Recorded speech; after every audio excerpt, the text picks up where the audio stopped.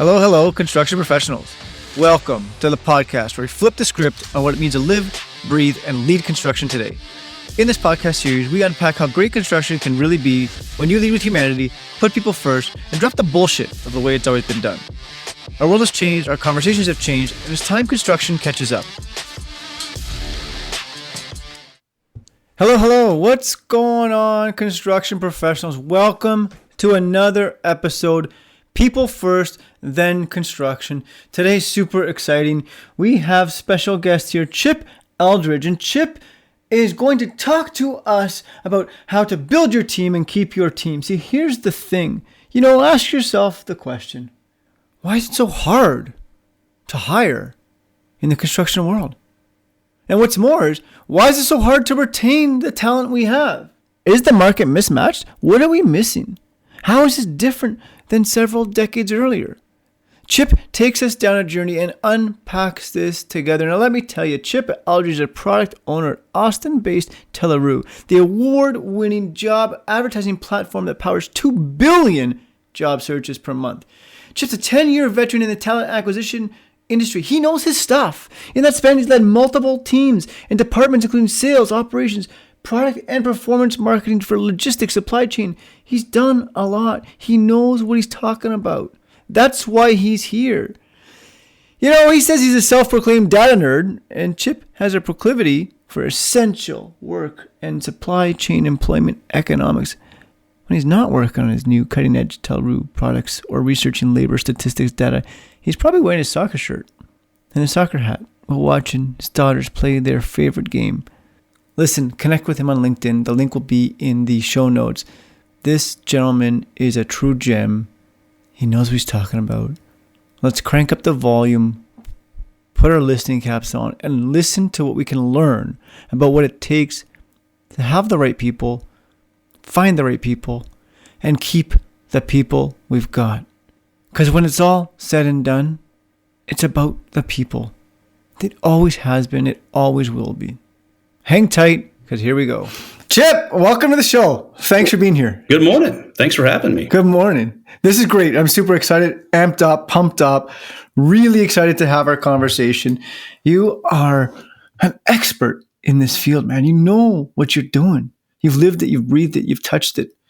We're talking about talent acquisition today, building a team, keeping a team, and everything in between. So I got a really burning question to really kickstart this sort of thing. Is you've spent so much time, I think it's over a decade, you can confirm that or not, but you spent a lot of time in the digital space, and now you find yourself planted in a powerhouse digital talent acquisition. Tell us how Taoru does it different and why that matters. Yeah, it's been about 10 years, so right at a decade. It won't be long until I cross over the decade threshold. The thing about Taoru that makes it great are the people. Everyone that I've met and worked with in my only about 4 months with the organization have been just passionate, outstanding people who want to make the product the best that it can be. The thing that's so unique about Taoru is that they're a truly programmatic job ad platform. What I mean by that, programmatic is one of those buzzwords a lot of people say, and I don't know how many people even really know what it means, but what programmatic means is that you're trying to serve an ad to an audience versus put an ad in a place. Think about seeing an ad on television. You're watching the Weather Channel and you see an ad for a pair of boots. Well, you're seeing the ad because someone chose the Weather Channel to advertise on. But then think about the internet where you see an ad for a pair of boots when you're browsing theweatherchannel.com. Well, a lot of times that ad is there because they know who you are and they're serving the ad to you specifically, versus just serving an ad on weather.com. That's what we do at Taoru. We have over 3,500 job site partners. And so it doesn't matter where someone's looking for a job. We're going to show them your job ad based on if they're looking in the right place and based on what they're looking for. So it's not about picking a site to advertise your job, but it's about picking the audience you want to show your job ad to. And that's what Taoru does such a great job with. Taoru, we have 2 billion job searches a month on our site. And so we're really a data product more than anything. So when people come back and they re-engage in our ecosystem on one of our sites, And we know what they typically do. We know the jobs that they typically look at, the ones they apply for. And so every time they come back, we cater the jobs that we show to them more and more and more based on how they behaved on the site in the past. And again, it doesn't matter if they're on site 1 or site 2000 or site 3500. We're going to put the right ad in front of them based on who they are and what they're looking for. The people who are happy and passionate are your high achievers. We can talk about core competencies and intelligence and attributes and abilities people have all you like, but it's the happy people that move the boat because they care. They have that give a damn attitude. That's what really matters. You were talking about something that really sort of struck a nerve with me, and that was happy people move the boat. Yeah. So let's go back. What do you mean by that? Well, I mean, someone can have all of the intelligence, ability, core competencies.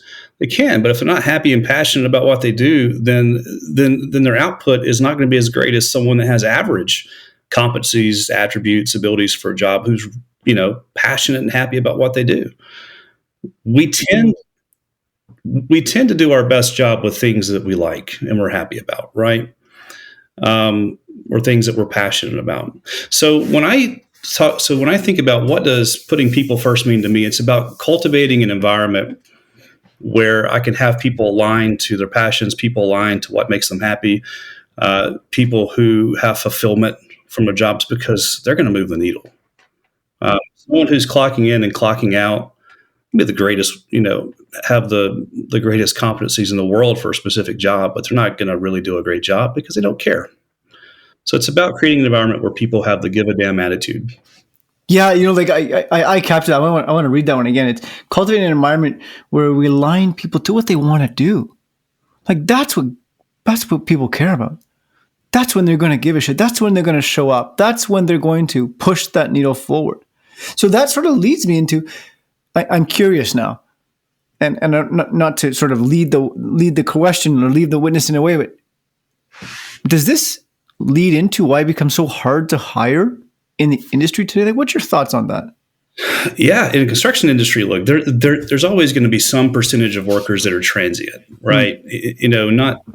Not everyone who's coming into construction is really keen on having a career in construction. Okay. But I do, and it's just because it's a hard work. And it can be grueling at times. It can be inconsistent paychecks if it's outdoor and it's weather-based or seasonal. So, again, some percentage is going to be transient. I think that we can really improve the rates off of the people who may not be thinking that they're coming into construction looking for a career. We might be able to change their minds. What do you mean by that? And we do that by showing them what a great career you can have. My uncle's a contractor, and he makes great money doing what he does and has a great career, but it took him a while to get there. Sure. And, of course, today he complains to me that the only thing holding him back is he can't find workers, which is ironic considering the show we're on today. But, I think showcasing what you can do with a career in construction, creating career path, showing, you can be a foreman of a crew and have a 6-figure income and, live in a great neighborhood and, support your family and have retirement and all the things that you may not be thinking about when you take an $18 an hour job swinging a hammer. We can showcase that to the 20-something-year-olds who are trying it out. I think the one thing that's missing in the construction industry that may be more, we see more so in other industries, is we don't really market the job and market the career path. Right. I spend a lot of time in the truck driving world. Trucking is a tough industry to try to get people to come in and work. There's been a shortage there for decades. And there is so much money that people pump into marketing career path for truck drivers and trying to pull people in the industry, trying to keep them. I think construction needs to think about how they can market construction roles to a worker. Hey, it's hard work, but there's also benefit to it too. You get to stay in shape. You get to be active. You have career path to 6-figure income. Let's talk about that. Yeah, like you got me excited here. So I want to pull the handbrake here because there's something that's super interesting. The trucking industry and the correlation to construction, which thank you for bringing that into my orbit. I didn't even think about that. So what does trucking do that we can extrapolate and inject into construction? Yeah, trucking is an industry that probably has a 4-decade head start on how to survive in a sector that has a worker shortage. Okay. Estimates right now is the market is hundreds of thousands of drivers short, and that's really been the case since the 90s, basically. Wow. And even back in the 80s, we had a shortage, with the exception of 2008 and when the economy tanks and things. But what do you think? Let's play a little game here. What do you think it costs for a fleet in terms of just job advertising dollars to hire one truck driver? This is a guy with a CDL and 3 months of experience driving a truck. What do you think it costs? You're speaking a language that I'm tremendously unfamiliar with. So any number I throw out would be sort of a clown guess. $2,500 to hire one truck driver. Okay. What do you think the turnover rate is in trucking? So, like, what percentage of workers leave a company in a given year? I'm only guessing, but I'm assuming it's a high turnover rate. I'm assuming it's people. Yeah, 100%. Yeah, people don't want to stick around. If they get $2 more, whatever, they'll leave. Yeah. So in trucking, they're having to pay $2,500 to hire one guy, and every guy leaves based on the numbers. So if you have 1,000 workers, 1,000 truck drivers, you have to hire 1,000 truck drivers at $2,500 per driver just to stay flat. Wow. It's amazing. So what the driving industry does is, one, they constantly engage the driver not only in job search ecosystems, but they do a lot of outbound marketing. So they partner with data sources and social media companies, and they put their job ads in front of drivers when they're on social media, when they're on YouTube. They show videos of their company. They have driver interviews. They get other drivers to talk about their great experience that they're having with a fleet, try to encourage drivers. One thing that the driving industry or the trucking industry... Holy crap. Just pump the brake there for a second. Yeah. So you get a current driver. If I was going to go for the role, and you were already in the, you could perhaps call me, say, Jonathan, this is what you're in for. This is what to expect. That's pretty cool, right? Like, look, what if we did that in the construction world? And I'm not saying we are or aren't. I don't know that, but that's pretty cool to say, like, this is what the job actually entails. Ask me the questions. Okay. Yep. So I interrupted you because you got me excited. No, thank you. And it's largely missing in construction. Sure, there are some people that do it, but the other thing trucking does on that same vein is they pay really big referral bonuses. So they actually deputize their entire workforce to be recruiters, and they'll pay up to typically the range is $500 to about $2,000. I have seen them pay more in some instances. So that if you bring in someone who stays for 90 days, then you'll get a $2,000 bonus just for bringing that person in. That's cool. We probably don't do enough of that in the construction industry.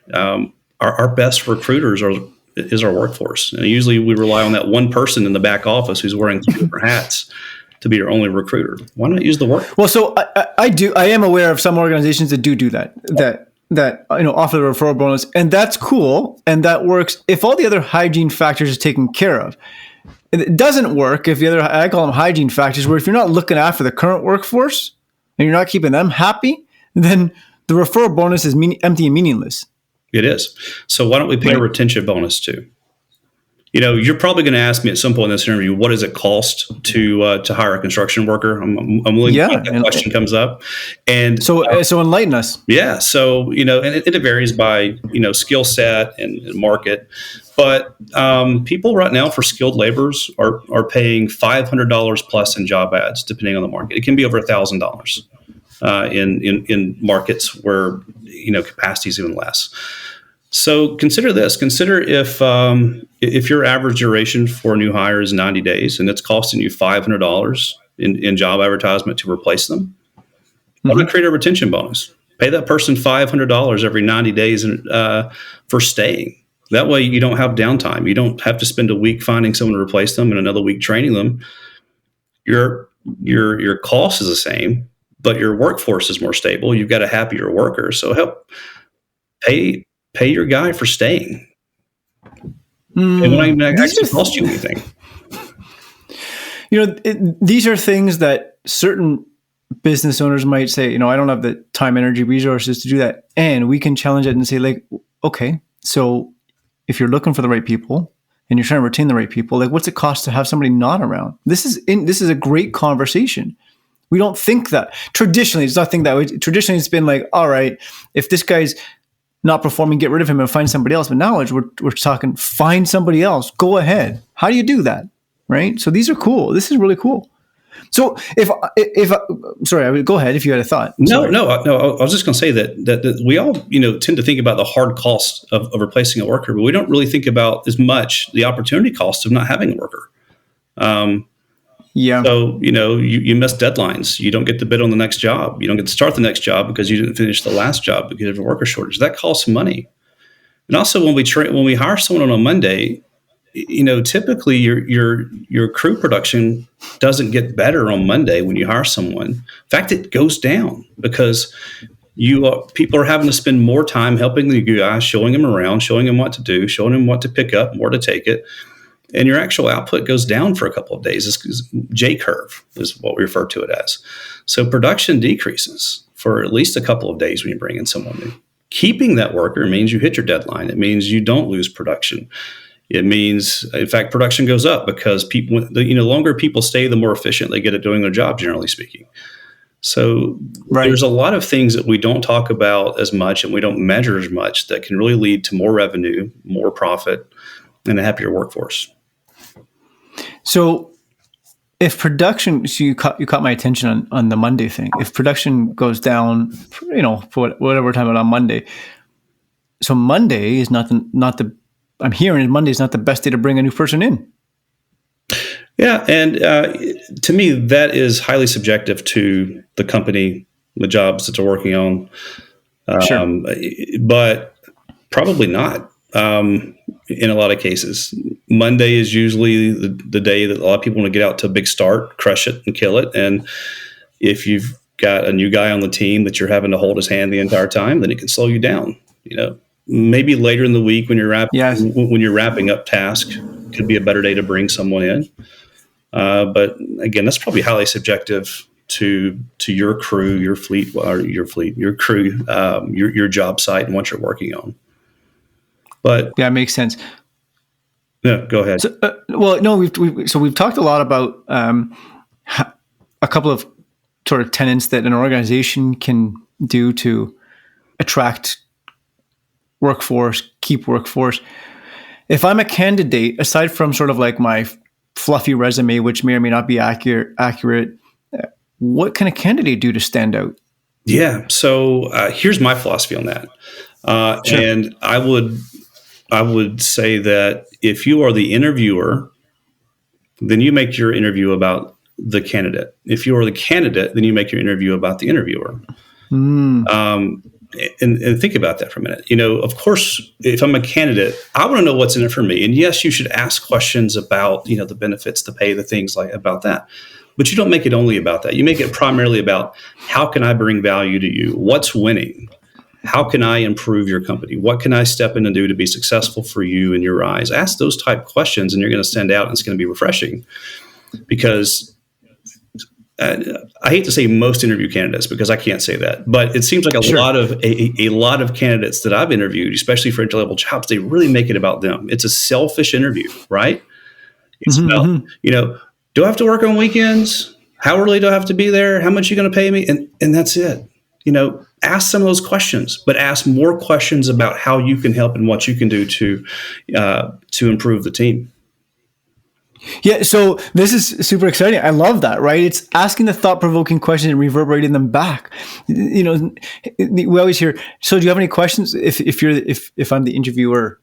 So do you have any questions? And the typical habitual response is, no, I'm good. I've asked everything. Yeah. Now we're saying dig in and say, yeah, I do have questions. What does success look like? If I'm going to be successful in this organization, what does that look like? How can I add value? Where do I slot in? And ask those what and how questions. That, to me, if you said that to me, I'd be like, whoa. Right. You're in. My uncle, the contractor, I guarantee you, if he interviewed a candidate and they said, how can I help you be successful? He would probably offer them $5 an hour more on the spot just for asking that question, because people don't think that way. They think about, selfishly, what's in it for them, and that's it. And what's ironic is there's a lot more in it for you if you think less selfishly, typically.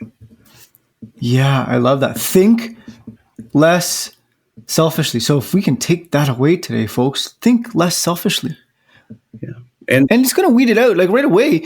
If the person's asking me questions like that, you're going to want more. You're going to weed out the people who are not going to be a fit. Right. Look, the same rules apply for the interviewer too. Sure. It's not about, hey, the job's hard. You're going to need to be able to pick up 50 pounds. It's grueling.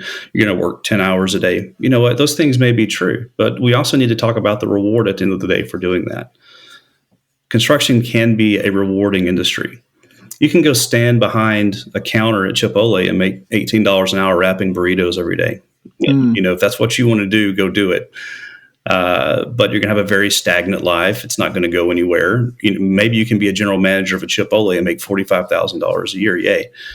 But what if you could stay in shape every day? What if you get to work outdoors and have a tan? What if you had a career path that took you to a 6-figure job? We probably don't talk about that quite enough in the interview process for entry level because it's not top of mind, because we're already going into it with a mindset of, here's another transient worker I'm going to keep for 90 days and then I'm going to replace him.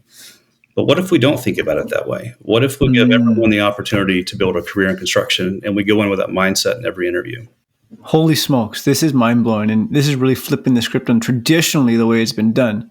Because if you think of traditional metrics over decades, it's, put an ad in a paper, put an ad, whatever, okay, you're willing to, anybody who had 2 hands and 2 feet and was willing to work would be hired. Yeah. This is really challenging the status quo to say, think differently, do it differently.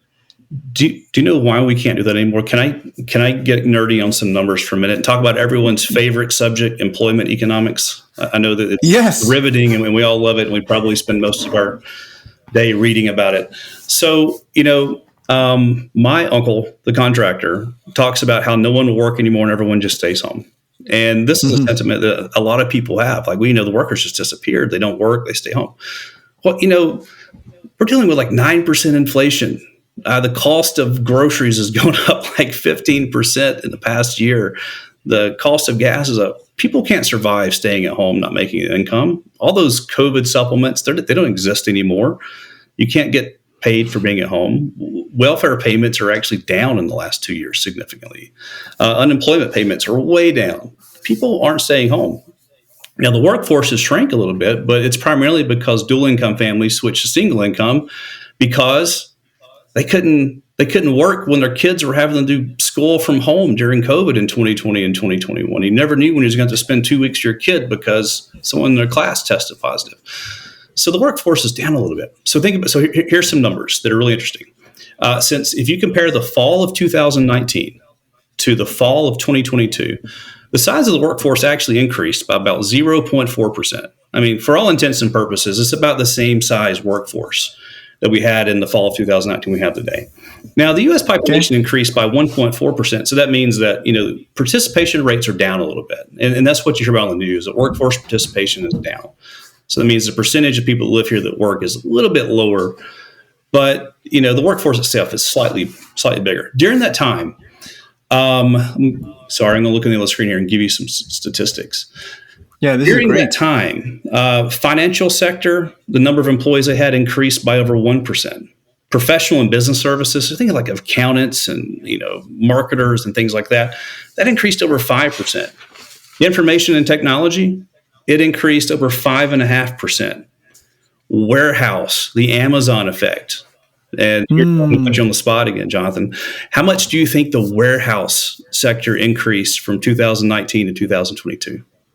Oh, I'm going to assume it erupted. 45%. Yeah, no kidding. Because it was already a huge industry. It increased 45% in 3 years.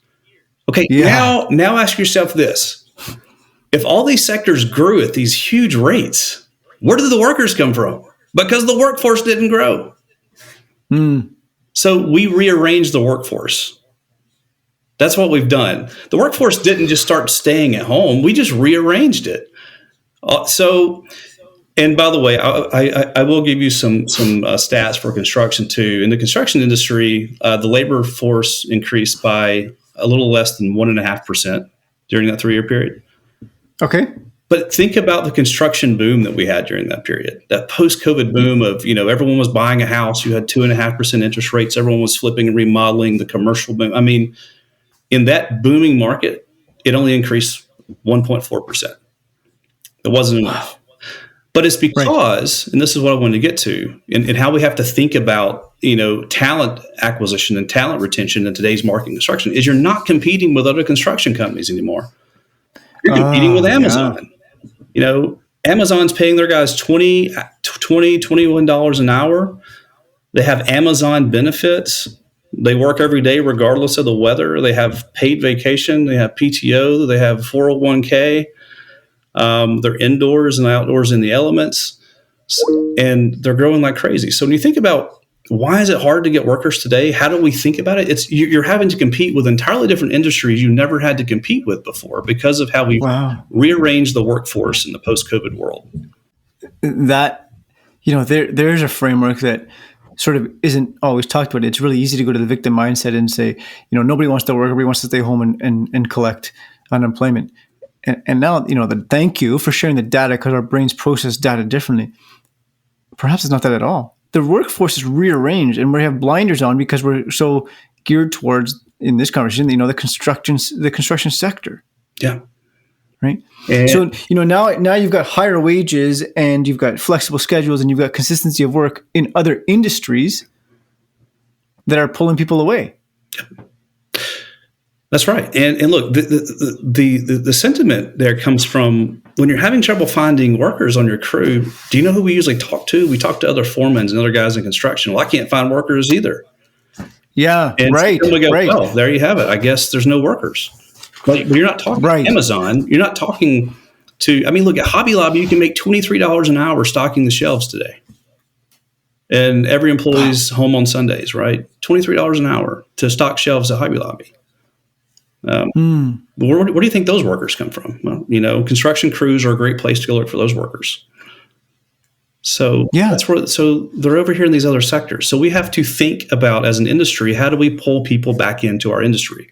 So we have to do a better job of marketing our jobs. We have to do a better job of showcasing career path to, high earning, long-term career jobs. We can't just compete on the hourly basis and show why our job is better than staying indoors at Hobby Lobby and stocking shelves, because it's probably not. In a lot of cases, it's hard. So what's the reward? And that's what we have to work on. Yeah. So my brain was, so what do we do? Right. Like, what do we, and I think we've touched on a few different things, but I want to come sort of full circle. Construction specifically is not talked as much about in schools anymore. It's not promoted as much to say, hey, get in there, swing a hammer, smash some nails, become an electrician, a plumber, a forming guy, you name it. Look at the forming bricklayer industry. You say to a 20-year-old, hey, why don't you go slug bricks and mortar all day? Yeah. They're going to look at you and go, are you crazy? No way, man. Not going to happen. So now we find ourselves in an interesting scenario, right? We do. But you know what? When someone pokes around in those industries and like, all right, I could check out this. Let's say that 1 in 100 says, okay, I'll bite. I'll go check out bricklaying. What's their first experience with it?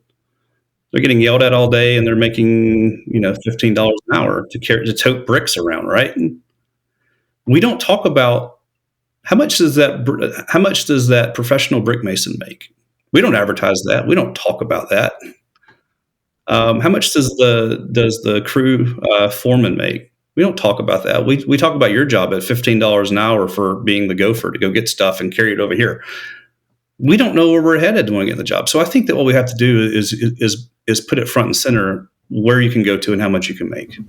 Yeah. Full disclosure. Like, here's the bonus structure. Here's what to expect. It's about creating the experience, right? I know I've talked about this often. People remember how you make them feel, right? Every person wants to be seen, heard, and understood. So create the experience. So when that individual steps on the site and says, you know what, slugging bricks is going to be, tough. And I'm going to become physically fit. And, in a year's time, I'm going to be in this position. And there's bonuses. And by the way, we're going to have Friday barbecue. I don't know, like whatever the culture is. Yeah. Right? You brought up electricians and plumbers. One thing that those industries actually do well compared to just the general construction industry is they have apprenticeship programs. And they know where they're going. it's a 5-year apprentice program. Year 1, I'm going to make about this. Year 2, this. By the time I get to year 5 and I'm on my own, I'm going to be making, $45, $50 an hour, 40 hours a week. And they know exactly where they're going to. For that 21-year-old swinging a hammer out on a construction site, does he know that? Does he know what happens in year 2 and year 3 and year 4 and year 5? He doesn't. And what motivation does he have to stick around there when all these other juicy, employment sectors are around offering him better jobs? Thank you. I think we've covered a lot in this space. And I have another sort of burning question that, in addition to what we've already captured, if I'm an HR professional, small, medium, or large business, what else are you seeing out there that is useful, attractive to a candidate, especially when we're talking, the high inflation numbers of 9% that we were talking about? What is there something else we haven't captured, or do you feel we've captured it all? I think the most important thing, honestly, there's lots of things that we could do. We could talk about, free lunches on the work site that help out and things like that. Sure. There's gift cards you can give away. It varies by state. You can give away up to like $2,000 a year without it being taxable, for different bonuses, getting something done early. You can do that. But to me, the most important thing is being transparent and talking about it. And this is anecdotal, and I don't have data to back this up, but I think you'll agree.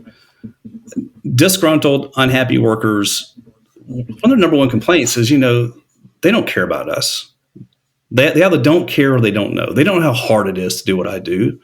They don't care about how hard my job is and how little I make to do it. I think just talking about it and putting it front and center makes a huge impact on how someone perceives you. So imagine if leadership in your company, for entry-level guys, send out the monthly updates off of, hey, here's what's happening in inflation. We see this, we hear this. Inflation was 9% this month. I think it was down to 7.2 this past month. But let's talk about last month. It was over 9%. We hear this and we see this. We care about you. We are actively working on ways to make sure that you can get through this period of inflation. And then list out some of the little things we talked about earlier that you're doing. We're going to start providing free lunches on the site every Friday, every Monday. We're going to have breakfast on Mondays. We're going to do gift card giveaways with Amazon gift cards or Visa gift cards on this day. For everyone that shows up to work, every day for 2 weeks, we're going to have a draw and give away 10 gift cards. No one has to pay tax on that. Even the employer's not having to pay taxes. It's cheaper to do that than it is to, just give someone a raise that you're having to pay some of the FICA tax on. So I think talking about it, the little things are important, but then talking about it and acknowledging you're concerned about it too is one of the most important things we can do. I love that because it strikes every single nerve in my body when it's, we're showing up with humanity and we're actually caring about the person in front of you and saying, hey, Chip, what's going on in your world? And actually shutting up and listening to say, like, what can I learn? Chip, what do you need? Maybe what you need is something different than what I need. Maybe you might need, Jonathan, every Friday, if I could go 10 minutes earlier, it would really help me. So I go pick up my son from school. And if you never check in and never do that, they get disgruntled. This company doesn't care that, right? For what's 10 minutes? I don't know. I'm using it as an example, but I love what you're saying where just show them you care. Yeah, that's right. And you bring up another good example of when I was younger and in college and my summer job was working in construction on my uncle's crew. Someone wanted to leave an hour earlier than the rest of the crew, would just fire them and go find someone else who didn't leave an hour earlier. But we can't do that anymore. Mm-hmm. There's no one lined up to take that guy's job. And so you do have to ask the question of how much does a little flexibility actually affect me? And is the effect less than turnover? And usually the effect is less than turnover. So we do have to consider, I think, creating a little bit more flexibility around work time and for family obligations, doctor appointments, things like that. Of course. And I just jotted something down because it stood out for me. For anybody out there who's going to challenge the ideologies that we've talked about, say, Jonathan, Chip, you guys, if I'm a small business owner, you guys are costing me money with all these ideas. Yeah. Maybe so. And I love what you just said. What's the cost of turnover? Yeah. Hey, you can do nothing. You can leave it the way it is. And what's it going to cost you? The added stress. Everything's going to fall back on the business owner. Yeah. You want to not sleep at night? So what's it going to cost you? Everything in life is going to cost you something. Yeah. And for someone, the math may not make sense. And so I think we all have to analyze our own situations. But if it takes you 2 weeks to replace someone that leaves and it costs you hundreds or thousands of dollars to replace a worker, and it means that you're missing deadlines because you don't have enough people. What's your true cost there? It's well into the Yeah, thousands. So, sure. so what if you took only half that and put it back into the employee's pocketbook in some way, and you keep them? Then you're actually making money as compared to losing money. You know the old adage, you got to spend money to make money, and Spend money to make money. we've Yeah. never really thought about that in terms of what we're talking about today with employees. But in this environment, you do have to spend a little money to make money, I think. Yeah. So then, the next thing that sort of surfaces around is developmental programs. Yeah. How crucial, in your opinion, are developmental programs? Yeah. Well, I've already hit on this a little bit, but I think when I think about developmental program, we just have to frame it as, where am I going and what's in it for me? Sure. Creating valuable skill sets. Yeah, you can go stock shelves at Hobby Lobby for $23 an hour, but your skill set's going to be, you can pick up boxes and put it on a shelf. That's not going to take you anywhere. So my developmental program here with this crew, with this company, can take you to being a foreman, can take you to leading a crew, can take you to doing, all these different actual skills that pay a lot of money, and can take you to different companies to make a lot of money. And so I think anytime we frame it about where you're going and, creating a real career where you can earn real money, those things are great and they help retention. And again, it's all about coming into it with a mindset with every single employee that they can have a successful career in construction. I'm going to treat them that way, regardless of what my track record is with everyone else, and offer them that career path. Let them be an apprentice. Look at it like the plumbing apprenticeship and electrician apprenticeship, and give them that opportunity to be a true apprentice. But I think, again, the most important thing is what happens year 2, year 3, year 4, year 5. Map it out for everyone as a part of that program. Yeah, I'm loving that. And I'm sensing it's sort of like a teeter-totter, the old adage of, this guy's not qualified, this person's not qualified enough, they got to go get more qualified and then come back. No, it's not so much that we're on a teeter-totter. It's an and conversation. Hey, as a worker, it's great if you have this and continues to grow and get better and do this. And as an employer, we're going to help you get there. And we're having an and conversation. Yeah, and it's a strange topic to even to talk about. Well, they're not qualified enough. Well, how do they get qualified? Well, you can't go to the library and read a book, about how to be a better construction worker. It's all about on the job training, and the only person who can help them get the on the job training is us. It's the construction industry, right? Because we can't depend on them to go and on their own get qualified to do it. It's only through us they're going to get qualified. Yeah. It's really changing the narrative of the way it's always been done, which is super exciting, right? Really exciting.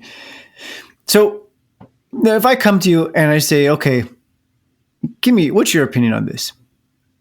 If there's organizations out there who, feel like they've done all the right things, they've hired the right people, they've trained the right people, and the people still move on, what do you say to that?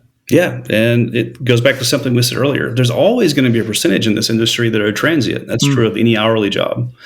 So I think the goal there is improving your win rate. It's about improving your percentage of people that aren't transient, people that are coming in to stay. And I probably sound like a broken record, but it's not only about how much they're making, and it's not only about flexibility. It's about putting where they're going front and center and making sure that everyone's aware that they have a career path in the industry, because you can pay the right amount, you can be competitive, you can have flexibility, you can give free lunches. But if they don't know what's in it for them in 2 years or 3 years, then that means they're going to always be open to other jobs and other opportunities, because as far as they're concerned, they're making $18 an hour perpetually swinging a hammer because no one's told them otherwise. So I think it's about accepting the fact that you're going to have some percentage of transient people, and you work on initiatives around developmental programs and providing information about career path constantly to everyone, and watch and see how that changes your retention rate over time. Yeah, I'm so excited. So we've talked about a whole bunch of different metrics, and now I want to come back to the Taoru side of things, right? Because you have these ideologies, you have this mindset, and we've clearly identified, as a candidate, what to do, as an employer, what could be possible and how to create that experience. Bring me back into the data world and tie all this in that, if there's contractors out there, what's going to resonate with them to say, I want to connect with Chip and learn more? That's a big and broad question. So I'm not sure which direction you want me to take it. But at Taoru, we really are a data company more than anything because we power so many job searches a month. We look at things like which job titles get a better hit rate by region. It may be that laborer may not be the best marketing phrase to use to get someone to click on the job because it sounds kind of bad. Laborer, I want to do labor. Right. So if we call it a construction apprentice, some of the words we talked about earlier, what does that do? Those are the things that we measure and look at when we're trying to put together a campaign for you to help you recruit workers. And we A/B test this. We do different job titles. We encourage you to test different benefits and what you include in your literature and your job description. We are actually developing a tool now that will help people who are smaller companies write job ads so they know how to order them, what to put in there, what to include, what not to say. That will help people because a lot of people don't know how to write job ads. And that's something that we're trying to address in the industry. If you look at a lot of construction job ads, and I'm going to pick on my uncle a little bit, it's all about what you have to be able to do and not at all about what's in it for you. It's hard work. Don't apply for this. If you have flat tires often, don't apply to this. If you have to take kids to doctor's appointments, you've got to be able to work 10 hours a day.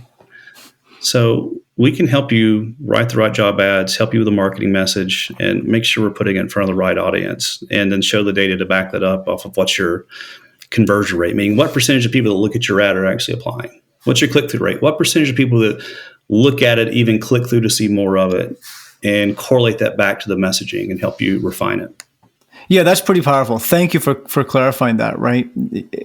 Human beings, we only know what we know, right? So if I've been writing the same job ad for several years, in my mind, I think I'm being very clear. And now you've just described, yeah, Jonathan, what else are you missing? You change a word here and there, you frame it differently, you make it about them first, rather than saying, hey, if you get flat tires, if you this is what I don't want, right? Make it about them, what the experience could be. So thank you for taking us down that path. That changes the game, and that would most certainly attract the right people. Thank you for that. Yeah, and it also sort of sets the standard for what your culture is. Our first perception of who you are as a company is that job ad. That is the first impression that most people are ever going to have of you is that job ad. And I think if we think about it that way, then it probably changes the way we write them in some cases. Yeah. Again, great perspective. There's your first window pane into what the organization's like. Yeah. What's the verbiage they use? How do they write it? Are they detailed? Are they concise? Are they not? I mean, we all have our own presuppositions we bring into it. Yeah. And, I was in a podcast the other day and we talked a little bit about the subject, but in the same way that we think about how we want potential clients or customers to perceive us, we have to use that same mindset in how candidates see us today. Because really, job candidates today behave a lot like our consumers would. We have to market to them in the same way that we do our consumers and potential customers. And so think about that even in terms of who answers the phone when a potential employee calls or a candidate calls. Do we use the same tone, the same, how can I help you, the same, all those different customer service things that we do when a customer calls? Are we doing the same thing with our job candidates? Maybe. Right. But if we're not, then there's certainly an easy place to improve to help. Thank you. Look, you painted another picture for me, right? It's that first phone call to say, hey, rather than saying, oh, I'm looking for a job. Okay, send your resume to this number. Yeah. No, let's spend a few more minutes to dig in. Great. Tell me a little bit about yourself. Tell a little bit about the organization. To make it about them. Yeah. I love that framework. If we treat our potential employees as if they were our customers and frame it towards that way, everything changes. First impressions are huge. For humans, it's hard for us to ever get away from the first impression of anything, of a person, of a business, of a product. So, if the first experience is negative, then you're going to have a hard time ever changing that person to having anything other than the negative perception of you. Oh my gosh, so excited. Thank you. I have a couple of fun questions for you. All right. From your experiences, life, in your opinion, what connects people the most? What connects people the most? I think, for me, and we've talked about this subject a little bit, but it's empathy. It's trying to understand where the other person's coming from. It's trying to put yourself in their shoes a little bit.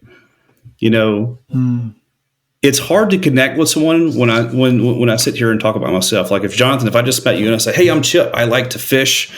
I have 2 daughters and we play soccer. This is me. You didn't really make a connection with me. I just basically read you a book about me, right? But when I make it about you and you make it about me, then we forge a connection. We talked about the interviewer and the candidate earlier about each making it about one another. And that's the empathy that I'm talking about. And I think that's key to really having a true connection, is always making it about the other person. Beautifully said. You got me right in the heart. So powerful. So thank you for that. So next fun question for you. If you could share one message with the world, what would you share? I don't know if we're talking just in general, like, philosophical, existential, political. I don't know what we're talking about here, but I would say this. Based on the subject that we're talking about, I've had one subject I want everyone to take away from this is, for the love of God, make it easy for someone to apply to a job with you. I still have job ads where someone wants you to print off a PDF application, fill it out with a pen, and fax it back to them. We have so many job ads where you get to a place where you have to create a login and then take 30 minutes for the application. And I'm seeing this in industries where you have a labor shortage and you're complaining about not having enough workers, and someone's having to rearrange their day to even talk to anyone. Make it easy. Take away the friction. Have a phone number for someone to call. If you need someone to recruit, don't make them fill out an entire application. Get their information, 1 or 2 qualifiers. Don't make them log in. And let them just spend 2 or 3 minutes to get you their information so you can talk to someone and recruit them. Make it easy. I'm laughing. I'm loving it. And we're not done here, but we're going to come back to the question. I'm loving it because I've seen it so many times. Like, hey, qualify here. And it takes you through this whirlwind thing. And it's like, man, I ain't, you know what happens? People walk away like, I'm not interested. Do you know what? It should be seamless. Do you know what percentage of people look for a job on their phones versus their laptops and their desktops? I'm going to say people use their phones more than ever before. 80 to 85% of all traffic in my ecosystem is mobile. Yeah. They don't have resumes to upload off their phone. It's really hard to fill out, a 10-page application on your phone. And all of these application portals where you have to create a login, and then it wants to verify you. And so it's going to send you a message. You got to toggle over to your text, get a 6-digit message, put it back in. And then finally, after all that, you can start the 10-page application. And then you're going to complain about not having enough workers.